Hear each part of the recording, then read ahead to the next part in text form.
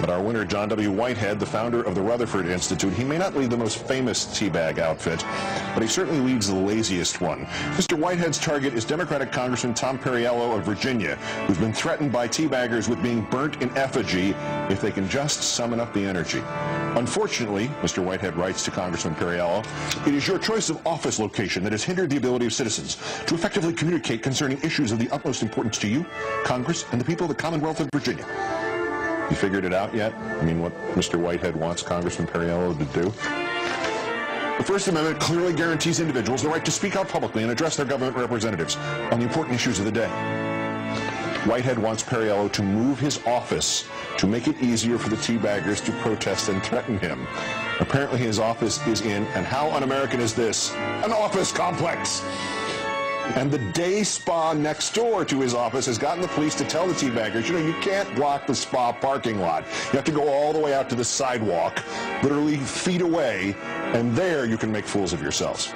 So the protesters insist Congressman Perriello should move his office to make it easier for them. John W., you want he should carry your signs for you too because they're so heavy.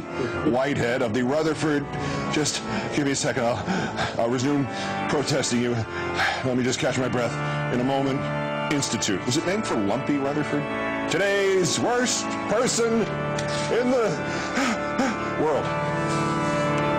I accept this award by MSNBC and Keith Olbermann with great humility. I mean, you can imagine being #1 in the world for anything, the worst guy in the world, especially when you're standing up for free speech. And that's what the issue is all about. And as I look at Keith Olbermann, I've watched his show a number of times, and Keith has many good things to say, but talk about a bombastic, overpowering person who really exercises his rights to free speech and attacks virtually anybody on the right. If anybody should understand free speech, it should be Keith Olbermann. And that's the issue we're dealing with in my so-called gold award for being the worst person in the world. #1, folks. What I have objected to is our local representative here in Charlottesville, Virginia, Tom Perriello, has located his office in a private office complex. And teabag people, some college Republicans wanted to demonstrate in the parking lot where he's located. However, it's a private parking lot, and the police have come out and told people to get off of the property. I respect private property rights, and I think that if it's going to hurt businesses or whatever, sure, I don't think protesters should come in and destroy businesses. But the problem is the location of his office.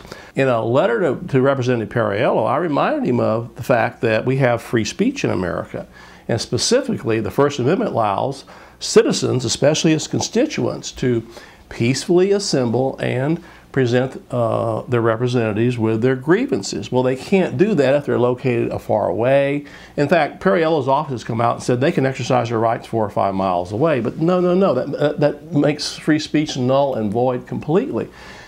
Free speech means that the people you're targeting the speech at, they either have to see your signs or hear you, or it's worthless. Government officials over time have tried to relocate speakers so that they don't have to hear them. But in America, we have a right to petition our government representatives with our grievances, and that's what this issue is all about. So to get an award for standing up for free speech is a wonderful thing. And as I look around the country, free speech to me, and I'm a free speech purist, I'm not a right-winger, I'm not a left-winger, I'm totally nonpartisan politically.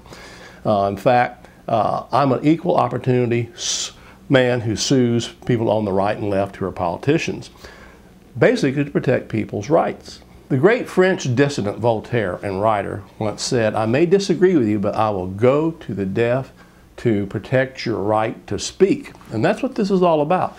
I'm a lawyer. You don't have to agree with the people you defend. As long as they're exercising their free speech, I'm for them, because as I look around the country, free speech is on life support right now. Our First Amendment is under attack from every section you can think of, from political correctness to all kinds of legislation which restricts what people can say. So, again, Mr. Olbermann, thank you very much for giving me this chance to highlight what free speech is all about, and I hope that you someday will be as avid about protecting free speech as John Whitehead, who just won your award, the Gold Award for the worst person in the world.